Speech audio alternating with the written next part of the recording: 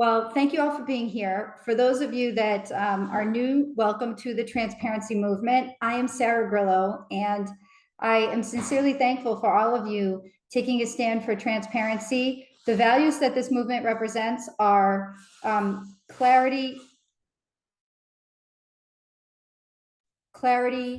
logic, fairness, and advocacy for the consumer. And this is in an unprecedented way that in our industry, these ways have been shunned and made to seem as if they were impossible or inconvenient. And I'm inspired every day seeing the strides that we're making, the challenges that we're overcoming, and the new ground that we're breaking in this movement. And I would not attribute any of that to me. I would just express my gratitude for all of you, for taking those actions and for doing that, and for having the faith in us and in our movement and in me to show up here. I'm sincerely grateful.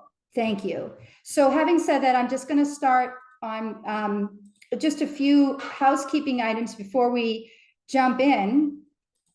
And so I like to try to make these events inclusive as much as I can for people with disabilities or who otherwise need modifications or customizations. So if you need captioning, there's an option at the bottom of the screen that you can enable the transcription of this webinar.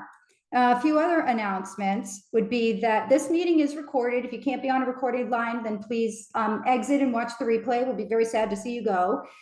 There's no AI note-taking on these meetings. That is per the preference of all of the participants. The other thing is your first and last name. This is the Transparency Movement. Your first and last name must be displayed. It must be displayed on the Zoom. So if you have a problem with people knowing your identity and knowing who you are, then if you don't enter your full name, then 5 minutes after, Katie's going to remove you.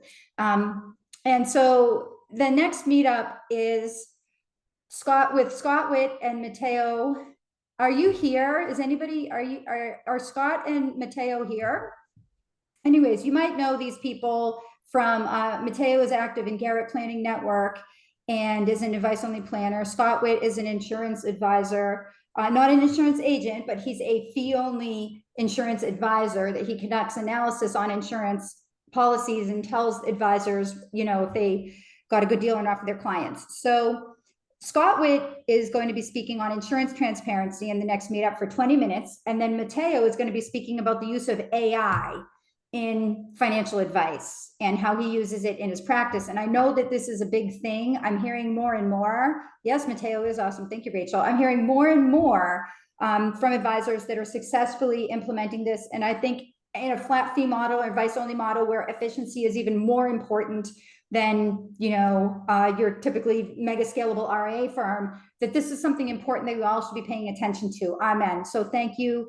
And if you could please sign up, I put the chat into the link into the chat. Okay, so the other thing is I also have a website that we started about the transparency movement. And I would just ask all of you, could you please pass that website to anybody that should be coming to these meetups? That is basically the headquarters for all of the information related to our activities. There's resources for you to get marketing support, in some cases free. There are directories that you can be listed on if you're advice only, flat fee, or hourly. There is a succession board where I'm trying to match make about people that are wanting to buy practices and people that are wanting to sell them. People that are looking to merge or combine. I'm trying to bring everybody together and bring all the resources together for this transparency movement.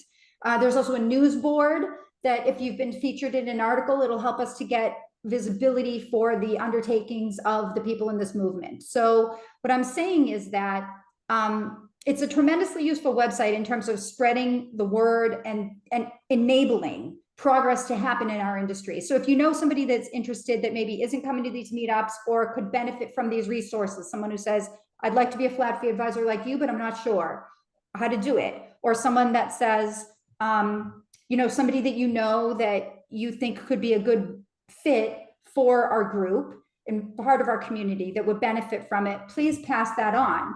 It also would be very useful if anybody has inroads with NAPFA, CFP board, any kind of press, passing on that website as well will help us to gain visibility.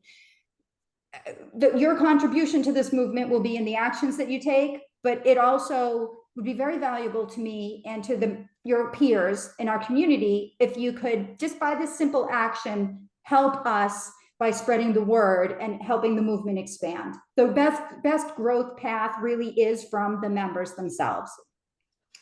And I just want to also offer, this is my cell phone number. It is 917-873-9297. It's in my email signature, but in case anybody wants to just like send me a message or like, talk with me directly, I find that sometimes, people just like to be able to reach me via cell. So I'll open that up to any of you. All my clients are the only other ones that know and my family, the only other ones that know my cell phone. So just don't message me too much or I'll have to like block you. Just kidding. So Katie B, where are you? Can you share my video for a second? Yep, I'm here. Oh, okay, I think I have to remove my spotlight. Say something. Oh, there you are. Okay, here's Katie. So Katie is Katie is someone that helps me. I hired her to help with expanding the movement. So you may be hearing from her. She's wonderful. And she helps with the meetups, etc. So if you have any questions, just email her. And Katie, could you just go ahead and put your transparency email into the chat?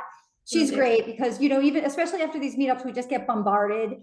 So please reach out to Katie if you have any comments or questions about the movement, and she will wonderfully help you because she is wonderful. Amen. So I just wanted to make just wanted to say a few words about, and then I'm going to stop talking, and I'm so sorry for talking so much.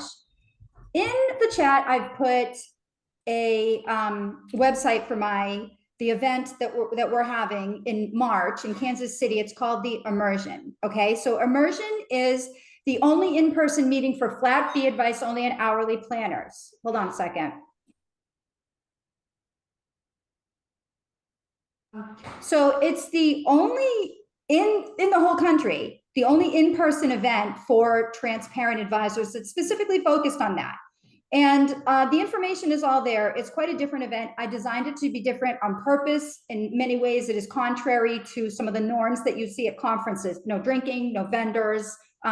There's structured socialization. So sometimes people get very nervous when they go to conferences. I myself actually went to a conference abroad. I was speaking in London. It was wonderful, but I didn't know anybody. I have to admit, like, I wouldn't consider myself a socially anxious person, but even then I was like, wow, like, I literally know nobody here at this conference. Who do I sit with at breakfast? Okay, so I take that away. Okay, I arrange groups and I structure social interactions so that it truly is immersive, so that you really do mix, that you're going to be paired up with a community, a group of others based on the kind of business you have, geography, alphabetical order. Okay, this conference is really created for the people, by the people, so to speak. That it is heavily influenced by the preferences of the attendees.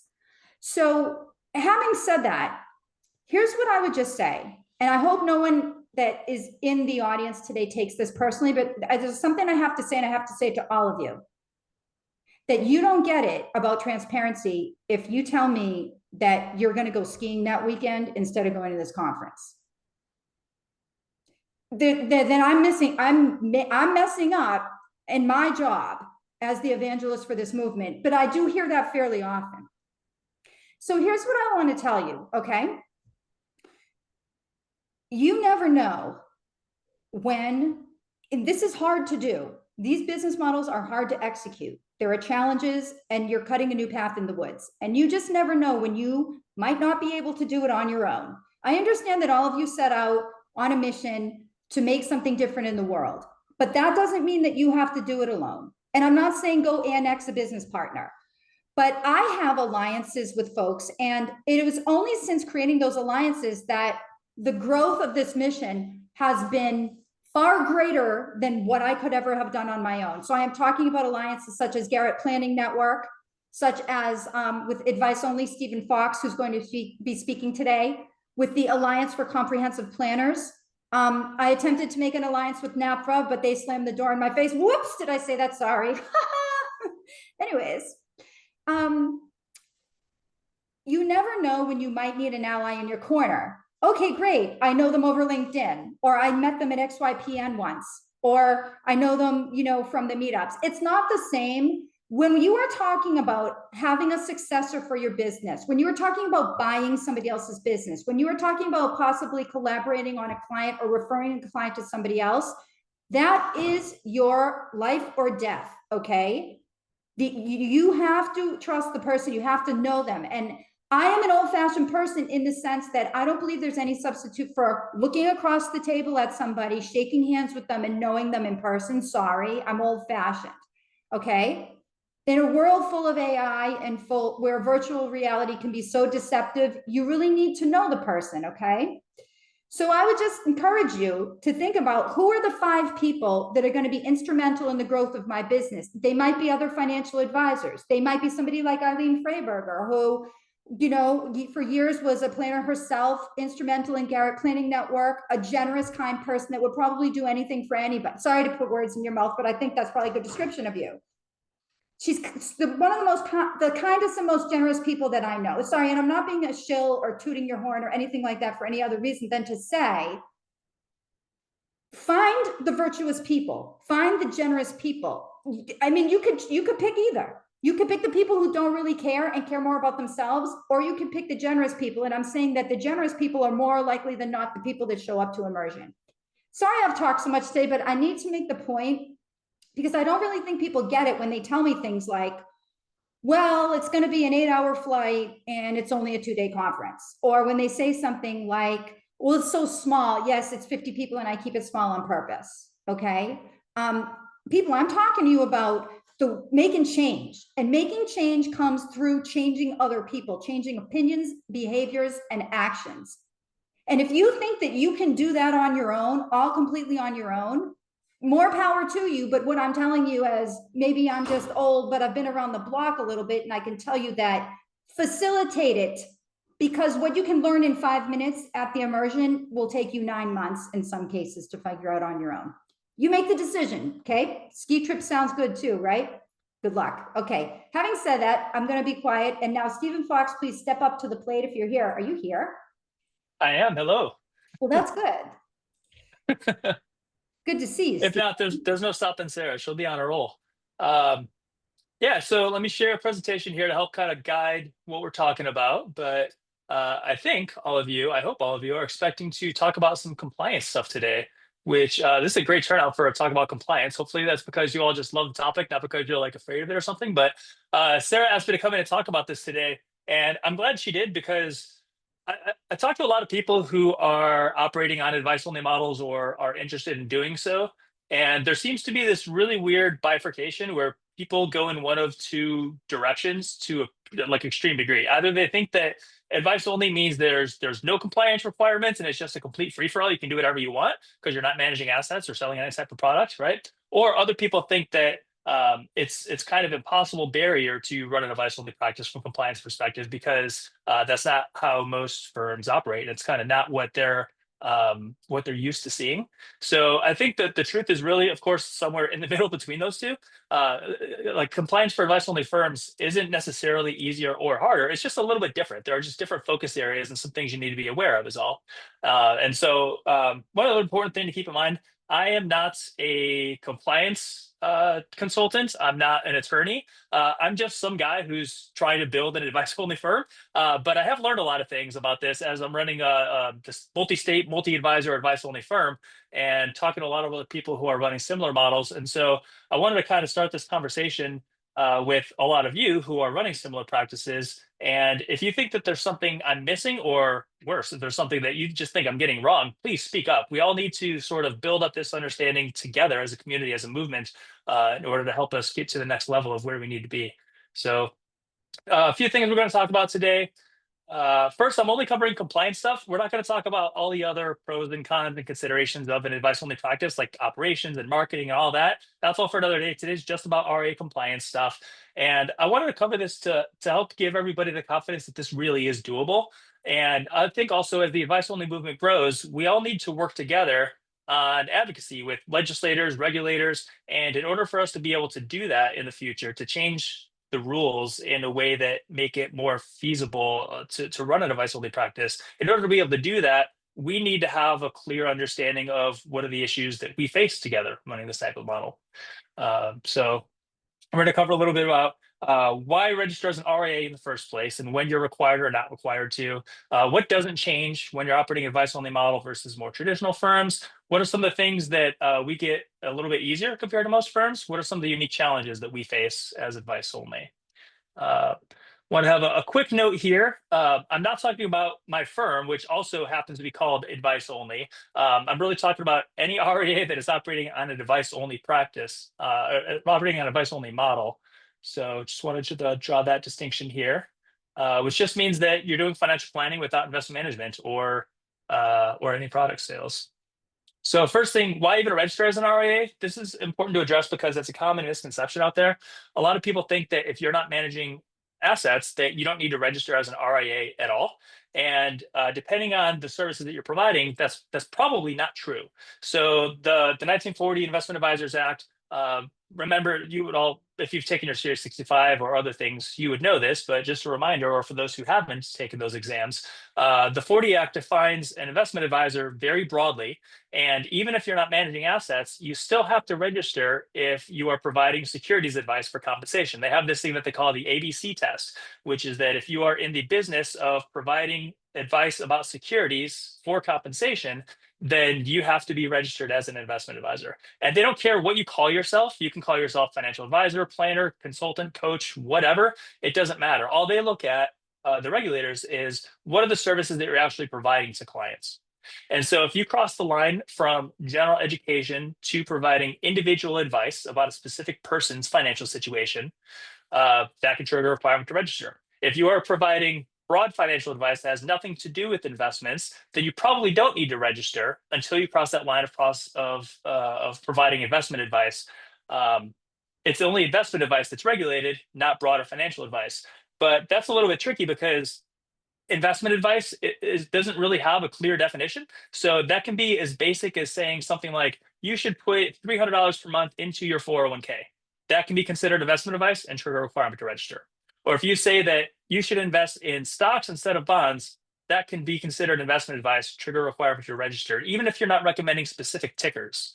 That's one thing that a lot of people seem to be confused about is you can still be giving investment advice, even if you're not saying buy 17 shares of ticker ABC. You don't have to be that specific and narrow. So first reason why register as an RIA, you're probably required to, depending on the services you provide. But then aside from that, there's also maybe the argument that it can help reinforce credibility and client trust because once you're registered, you do then incur fiduciary obligations as a client. You have to follow disclosure standards. And I think there's a good argument for better transparency with clients and that helps build up their perception of you and what you do when you're registered. So a few things that are the same, no matter what your business model is. If you are an RIA, you still have to follow the same rules that any other more traditional firm does if they're managing assets, right? It's still the same Investment Advisors Act. It's still all the same state level rules if you're state registered. You still have to clearly document every recommendation that you give to clients and be able to explain to a regulator why you gave that recommendation for that client. All of these things are still the same. We still have to archive all electronic correspondence. One thing that's slightly different is the minimum financial requirements. So depending on what state you're in, remember, most states have a requirement that you have a liquid net worth of X amount. And that's exactly the same for everybody, no matter your business model. But it can be a little bit different in practice. One example of that is, let's say you're an advice-only firm and you sign up a client to do a project. They're going to pay you $5,000 to cover this, and this topic inside the financial plan. Well, they may pay you for that work upfront, and that means that you haven't done the work yet, and the minimum financial requirements have to be maintained in accordance with GAAP standards, which means that you may have a liability on your balance sheet for unearned revenue. They paid you $5,000. You haven't yet done the work. That's unearned revenue liability. That can count against you towards the minimum financial requirements. So that's a little bit different. Just one thing to keep in mind for advice-only firms, that's less likely to be a consideration for AUM firms unless they are billing in advance. And the majority of them bill in arrears just for this reason, that they don't want to have an unearned revenue liability. So same requirement, just slightly different in practice there. Um, you still need to deliver your ADV annually or whenever you have material changes to it. You still have to follow the same advertising and testimonial rules, Reg SP and privacy policies. So you still have the same requirements about client data, your CE if you're in a state that has CE for IARs. All of these things are still the same. So just because you're not managing assets doesn't mean you get to ignore any of these types of rules. You're still an RIA. All right, let's go on to next section here. So a few of the things that actually are easier for us, if you're operating on a advice-only model, one, from a regulator's perspective, there really are fewer conflicts of interest. I think most of them tend to recognize when you talk to them that we're trying to be the good guys here, that we're actually looking out for clients and trying to have a more transparent model with more aligned incentives with the clients. And so you get some sort of like credit for that in the regulator's eyes. I mean, not officially, but like they're human too, and they realize that we're trying to do what's right for clients. And a lot of them really don't understand what financial advisors do at all. No matter what your model is, they have backgrounds that are completely different. And I've been a little bit disappointed by that sometimes when I talk to regulators, that they just clearly don't understand the day-to-day life of a financial advisor and what we really do for clients. But that's especially true for advice-only people, I think, because they just see so few of us. And so I think it's really worth trying to just remember to treat them like people and treat them like people who have their own sets of motivations and fears and concerns. They're probably going to approach you uh, initially with a very skeptical eye, because remember that they spend a lot of their time dealing with people who are violating the rules. Like, with the bad actors in our space. And so you might have to do just a little bit of work to overcome that and try and show them through your actions that, hey, we're trying to actually do what's right for clients here. And don't be rude to them, of course. Don't want to tell them any more info than they're asking for, but tell them everything that they're asking for, clearly, plainly.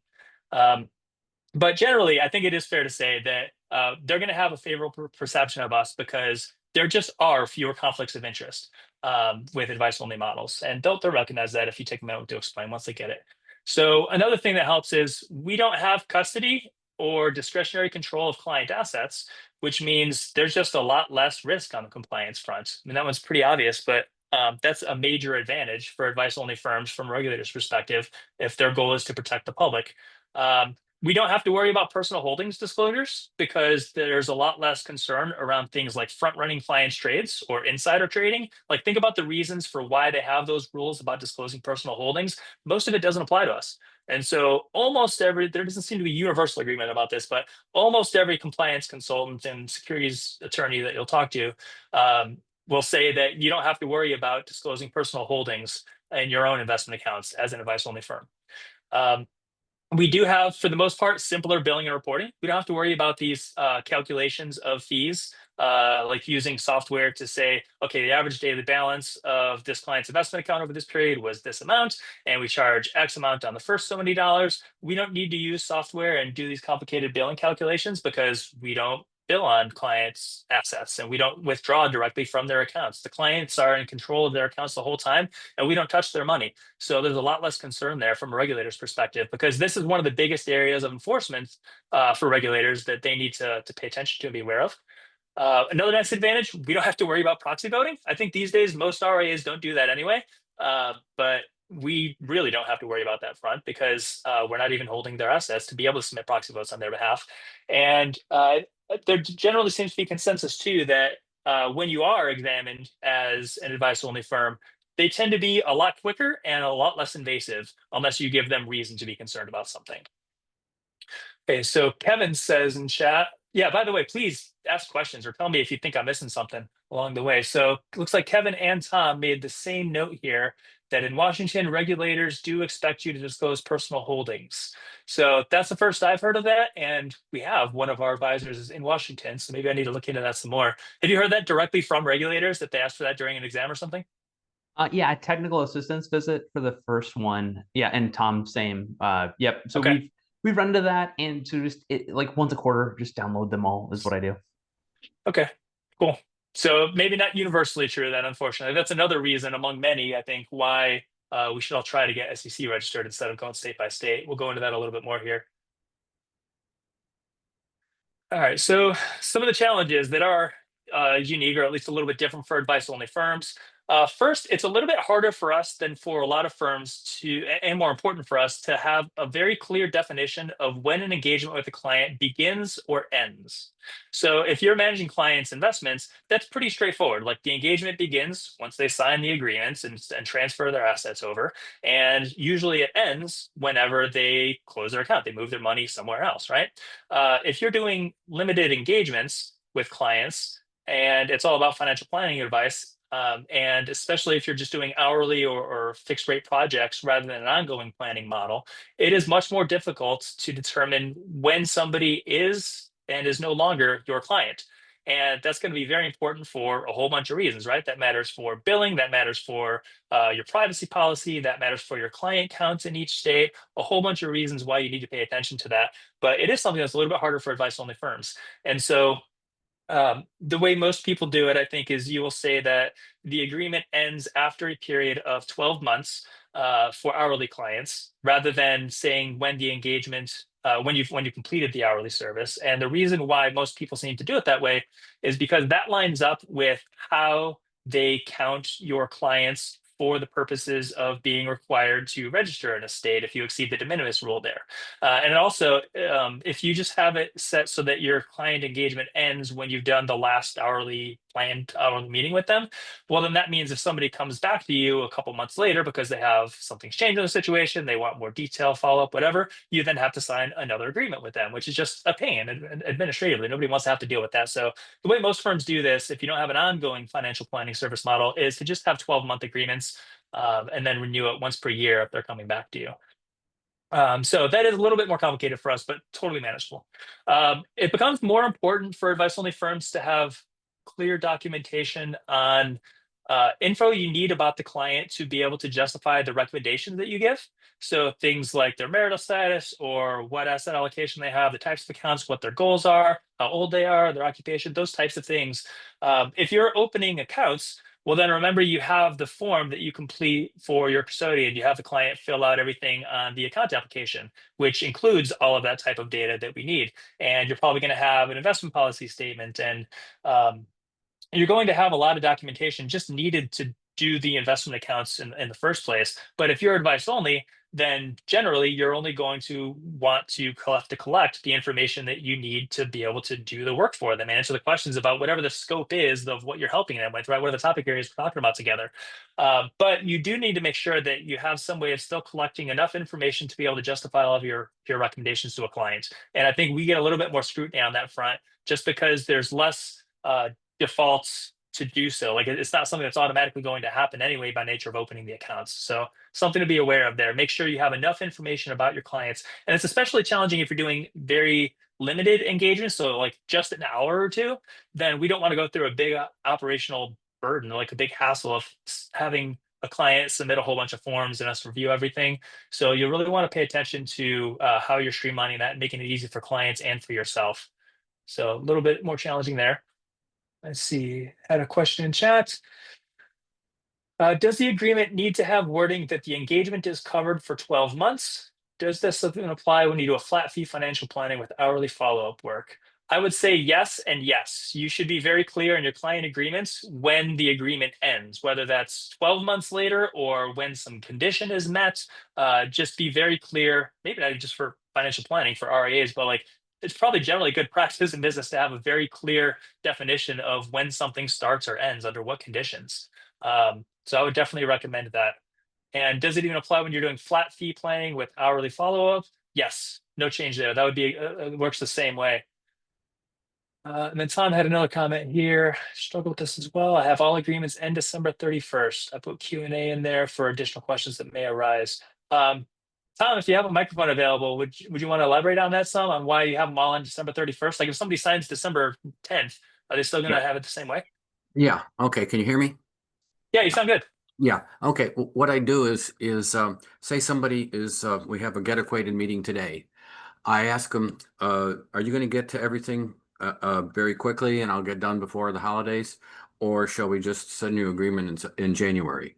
So towards the end of the year, I try to cue things to where we just start the year fresh. So we go January 1st to December 31st. Now, if somebody comes in March, okay, then they end up December 31st as well. What I do is I put Q&A in the scope, because when the inspector asks, it says, is the service agreement match this one little question that came up later? I said, sure, that was a question, and I provided an answer. And so it's a nice catch-all to match the hourly model, in my opinion, because that's what we do. We give people answers.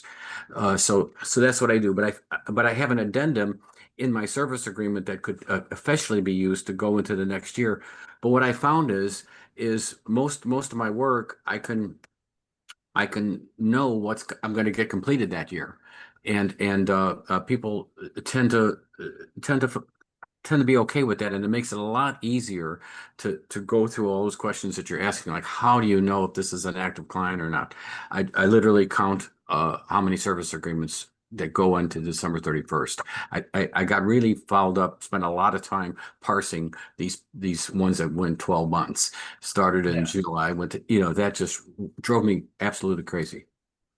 Yeah, one easy way to solve that last part is you can have a custom field inside Wealthbox or whatever CRM that shows the date that they signed the agreements, and then you can have another field that works with it in parallel, saying last engagement that you had with them, which is not always the same. And that way you can generate reports from it. But then, of course, you have to have some way of keeping that info in there and up to date, which is an additional hassle. A good reason to do it, but it is an additional hassle you got to keep an eye on. Yeah, I kind of like that approach. It's and then would you have, for people who generally come back to you multiple times for recurring help over the course of the year, do you have like some reminder set process for early January that says something like send updated agreements to Exactly. all clients? Yeah. In Outlook, I have a list already of like 12 people I'm going to be sending contracts out in January. Cool. Yeah, I think that's a reasonable approach. That's cool. Yeah. May not work as well for people who do who intentionally want limited engagements of like just a set project for like, I'm going to do this 15-hour project for you for a flat rate covering ABC things, and then don't want small hourly engagements after. Yeah, that's most of my projects. Cool. Yeah. All right. What else do we want to cover here? So documentation fee. Oh, so invoice detail and justifying fees. So this is a little bit different from state to state. So if you are SEC registered, or if you are in New York, Oklahoma, or Ohio, your invoices do not have to itemize the services provided. All other states, you have to cover three main pieces of information in your invoices. You have to cover the billing period, you have to cover the services that were provided over that billing period, and then the rate paid. And then there are a few states that go further than that. So Washington, for example, you have to break down the rate was X dollars and you worked this many hours. So here's the total. And Oregon and Colorado are kind of similar, but not quite as detailed in the requirement. But I guess my main point here is your fees that you're charging to people are more likely to be scrutinized with an advice only model, and you'll need to justify the amounts to regulators that you're charging people, which kind of seems unfair and ridiculous. Like when you consider that if I have a client that I'm managing assets for, and they have 5 million AUM and I'm charging 1%, so they're paying me 50,000 a year, I can meet with that client once per year to go over their accounts, and they'll pay me $50,000 for it, and nobody questions that. It's totally fine. But then if I have a client that's paying me for financial planning advice, and I say they're paying me $2,000 for that, and I worked X number of hours, then that triggers all kinds of additional scrutiny. So it's kind of a ridiculous system, but it is a system that we have to deal with now, at least until it becomes more common approach. Yeah, Kevin, I really wish they'd do the same for AUM advisors, you and me both, because there are a lot of people getting away with a whole lot on that front. But that's okay. It's totally manageable. We just need to make sure that you're ready for it if you are ever questioned, or if you're in one of the states that's a little bit more challenging on that front. Another thing to consider is a lot of advice only firms have if you're registered in a state, then oftentimes they're going to try to minimize the other states that they're required to be registered in, which in most states means you either have a physical presence there or you have more than 5 clients there and you're exceeding the de minimis rule.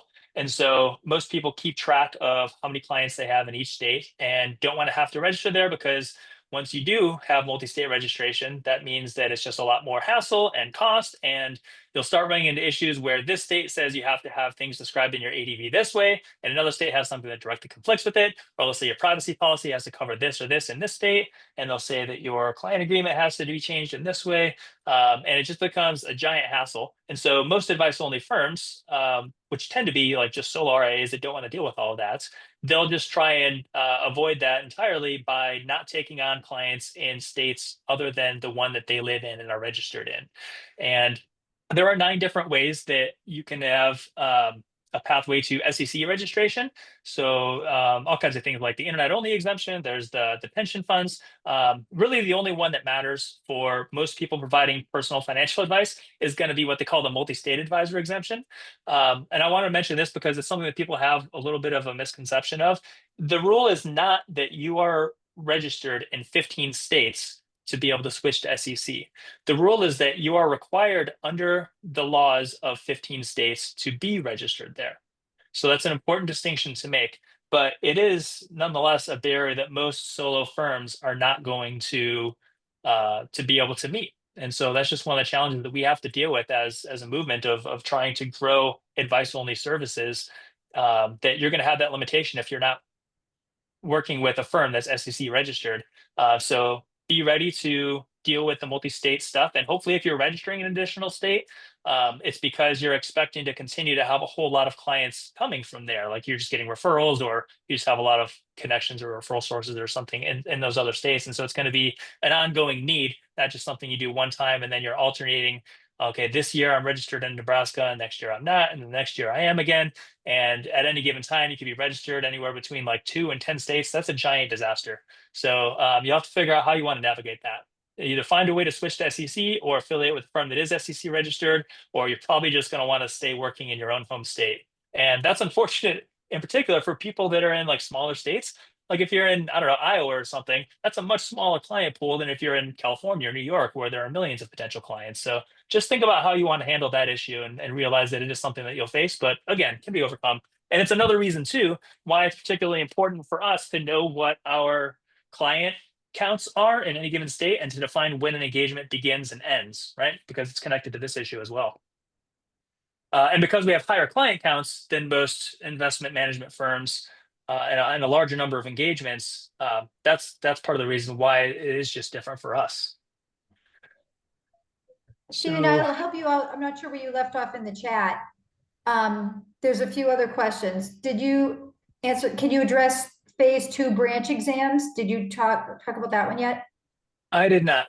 Phase 2 Okay. branch exams, when they check email advertising.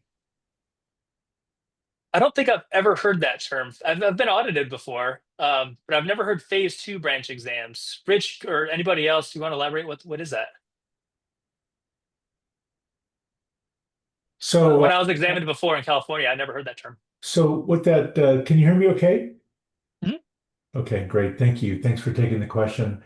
I had my initial exam here in Colorado, and they said during this first exam, this first round, we don't check things like email or advertising. We'll do that next time around, so it'll be more comprehensive. So I was just kind of wondering what that looks like and how involved is that? And sounds like you may or may not have had experience with that at this point. Yeah, that sounds like something that's probably going to vary from state to state, and from examiner to examiner, and from examination to examination. They seem to be all over the place in what info they ask for, and what degree of detail they go into on those types of things. So I don't know that there is a clear answer to that. I guess my answer would be ready for them to examine any of the things that they are able to examine. Okay. Thank you, Stephen. I appreciate that.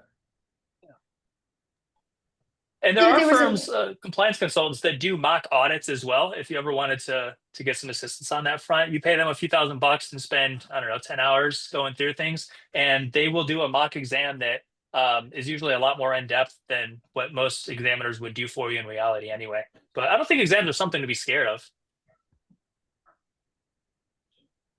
Next Sarah, was there another question. question or something? Yeah, does the agreement need to have wording that the engagement is covered for 12 months? Does this even apply when you do a flat fee financial plan with hourly follow-up work? Yes. I would say your agreement needs to state when it begins and the various ways that it can end, including time-based. Yes.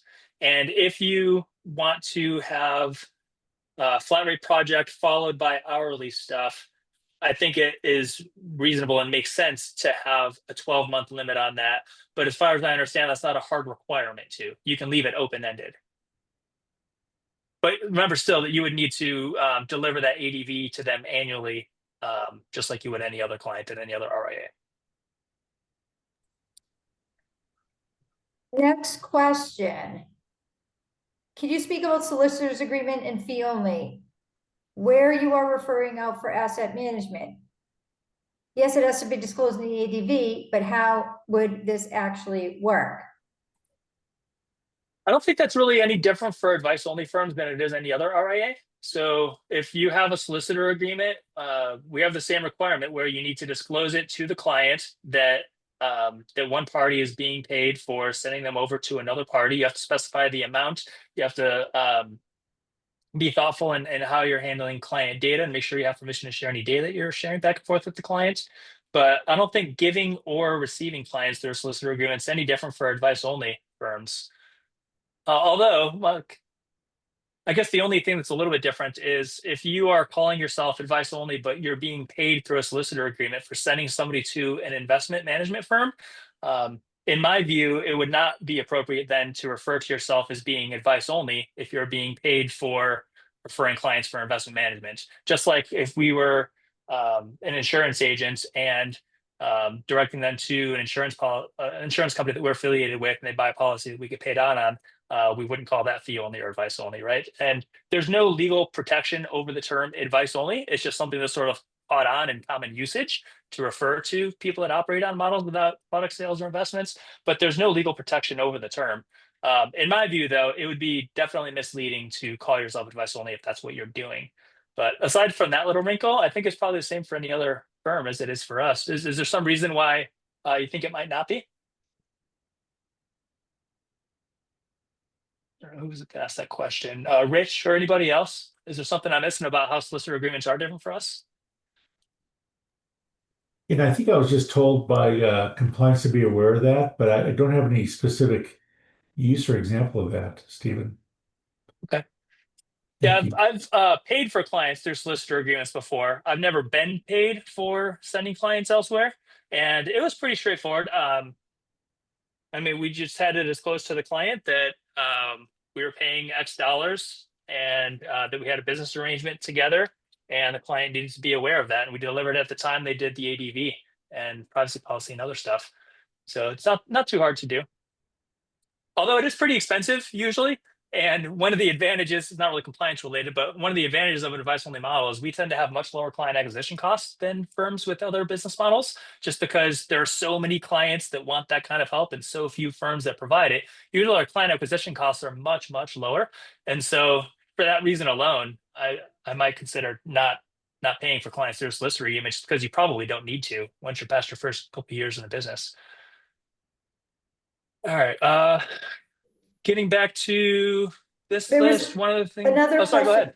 What challenges to get SEC registration do advice only firms have versus others like AUM or flat fee? Well, the most common way to switching to SEC is the 100 million AUM. Our AUM is always going to be zero. You'll never meet that. And most of the other pathways are completely irrelevant for us. Like unless you're doing a tech platform and qualify for the internet only one, or if you're building a pension fund or something like that, these other routes, it's really only that multi-state path that is plausible for an advice only personal financial planning firm to be able to qualify for SEC.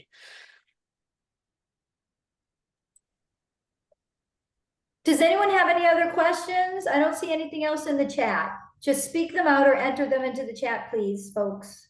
We have 15 minutes left in this webinar.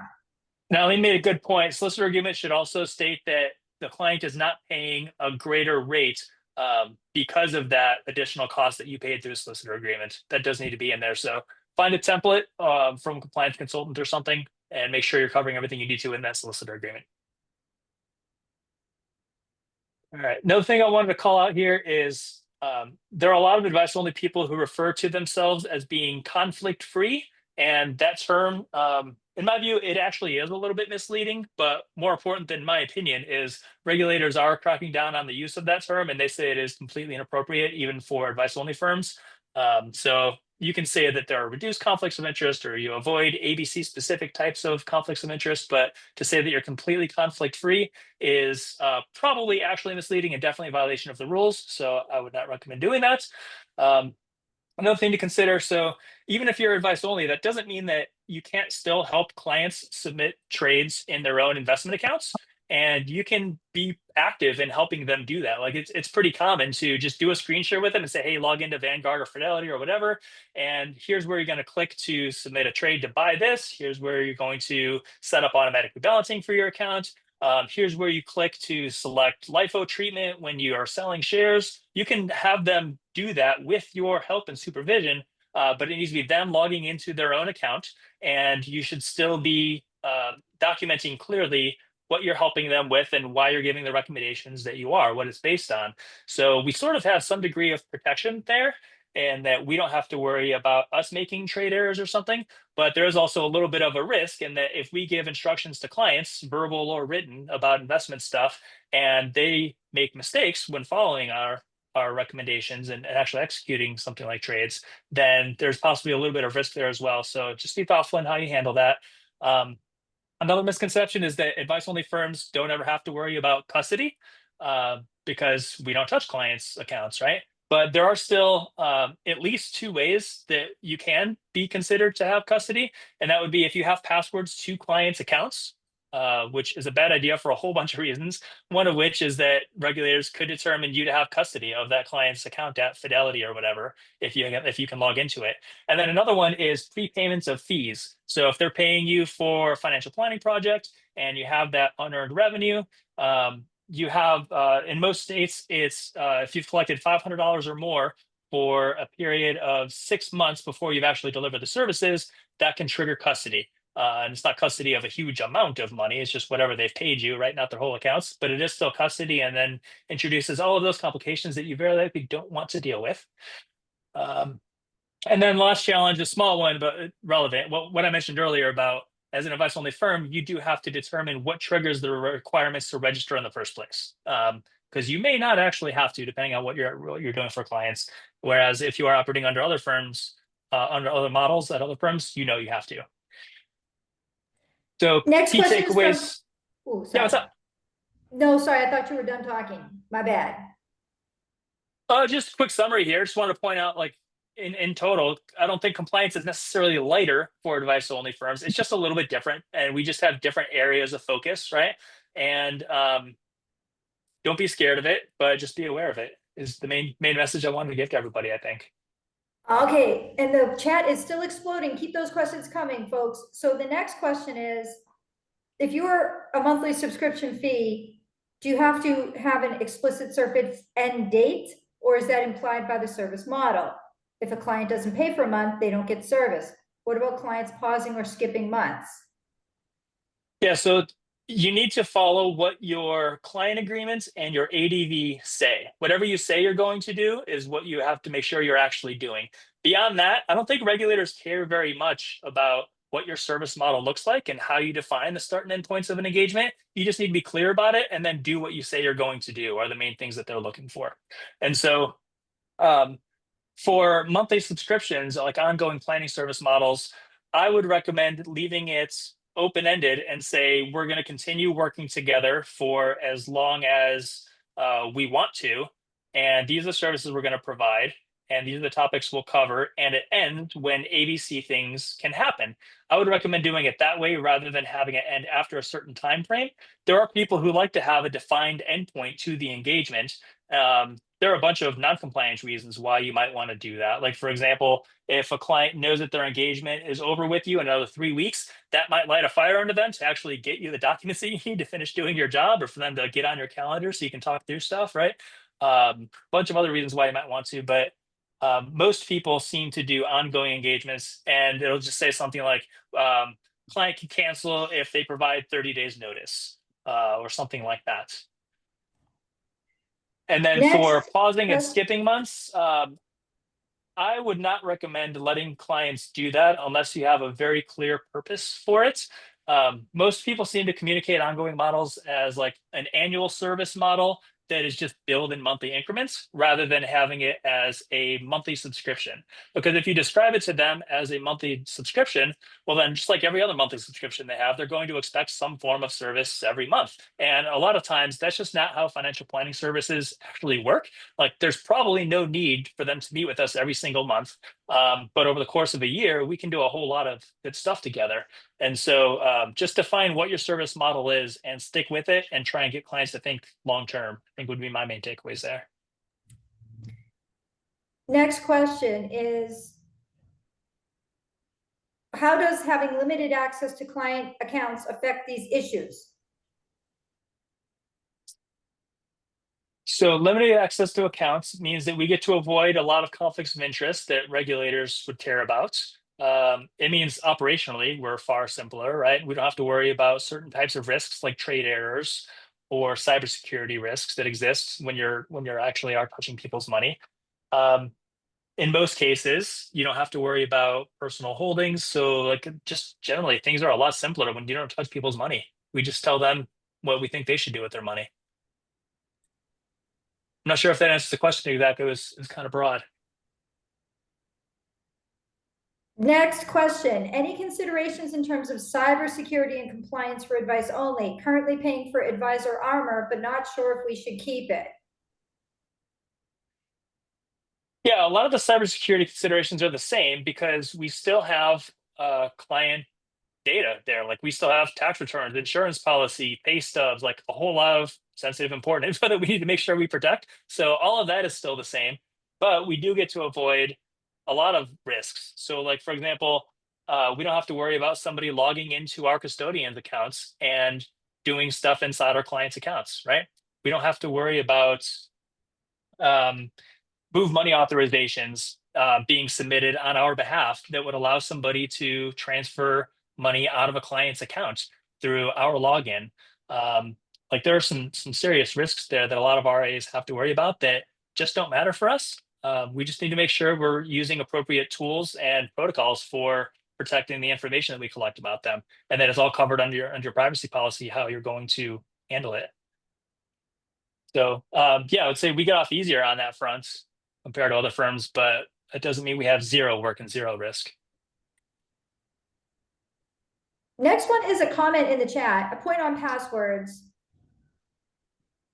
A bit technical, but disclosing passwords on a screen share could trigger custody. I have heard that having someone's bank account info or a credit card information can also trigger custody. Have you heard this?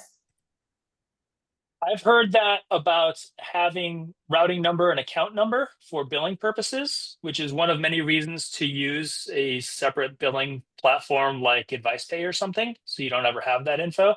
I haven't heard that on being an issue on a screen share, but that seems reasonable to me that a regulator might think that that's the case. And so if you want to avoid that risk, I mean, the easiest solution is to just tell the client, hey, we'll turn off screen share for a minute, especially if you're recording, right, through an AI note taker or something. Just tell them turn off screen share for a sec, go ahead and log in. And remember too, a lot of them mask the info as you're typing in passwords, or they'll have like a password manager that goes so fast you wouldn't be able to see it anyway. So yeah, I agree. That's something we probably should keep an eye on, be aware of.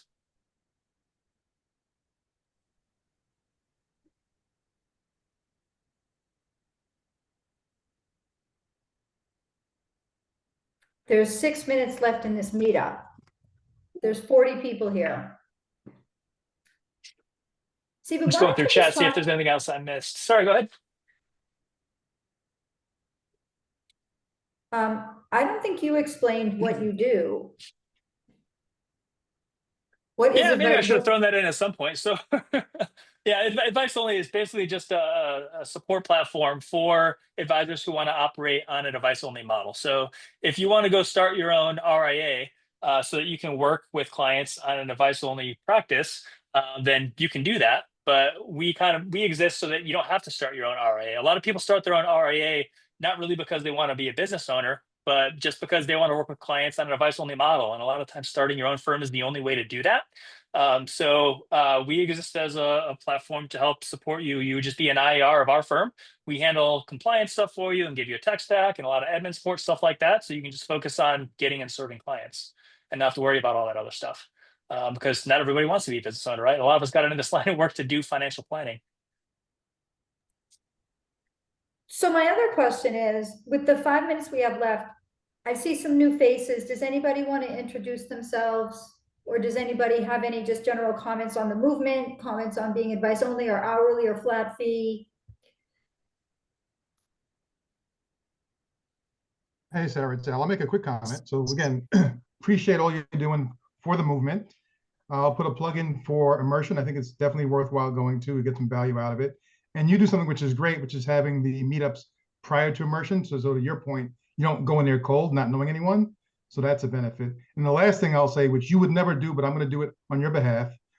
A lot of folks in this meeting, these meetings are always well attended. If you haven't made a donation to the movement, give Sarah a small donation as a token of appreciation, because she can't do this without some support. Oh my gosh, Al, thank you. Well, yeah, you could Zelle it there. I've just put my Zelle in there.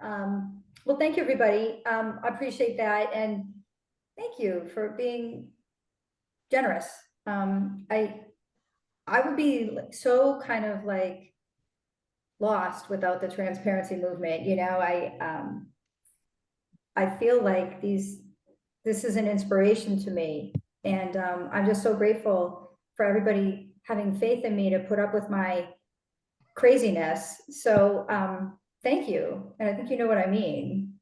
This is why you're here. Some people actually kind of like it. I think this movement needs a Sarah or two. It's a good thing. So thank you, Al. Now, who can just say something? If you're new here, what are your impressions of being here? Does anybody need help? Like, does anybody need a mentor? Does anybody need a successor? Does anybody need, like, you know, an attorney, name of an attorney? Does anybody need paraplanning? There's 40 people here. How can we help each other? Any challenges? Let's just open it up.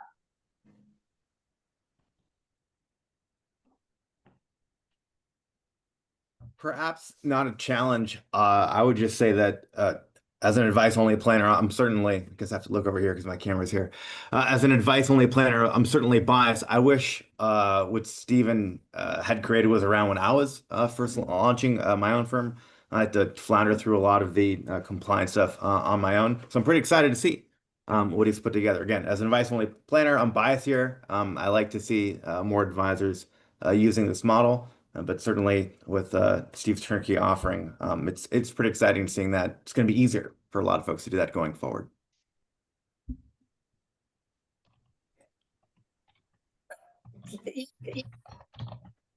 So the other thing, I just wanted to make sure that we avail ourselves of resources, that the transparency movement is very active over LinkedIn. If you are posting something to LinkedIn and you need support on it, that if you want it to get more reach, just please put it into our transparency chat or send me the posting and I can send it to other planners or advisors that would likely support the post by forwarding it onto their feeds. If you need an advisor if you want somebody to work for, you want somebody to work for you, I know a lot of people, it kind of all goes through me. The people that come to these meetups generally know me and I know them. So just please, even without me, help each other. You know, like I write everybody's name that's going to the immersion on the actual website, because folks, this is not about us. It's about the world. It's about making it better than when we came to it. So you can't do it alone, okay? And it's not too much to ask somebody to just help you with something or to just say, hi, we're not competitive, we're on the same team. You never know when they might need something, and it could be the littlest thing. So what I'm saying is just help each other, because that's the quickest way to achieving our mission. And don't be afraid about asking a stupid question or, or anything like that. I block vendors from this group. I've been offered a lot of money for your emails, for the right to sell things to you, for sponsorships to the immersion, and I always turn it down because I want this to be pure. So having said that, just make sure that you're not missing the opportunity to bring somebody great into your practice or your business just by virtue of not saying hello or meeting them, because it's free. It's over the LinkedIn. I don't charge anybody for these meetups, or you could just send me an email and I'll help you. All right. Okay. I'm going to end the meeting now. God bless all of you. Bye. Thanks, Sarah. Bye.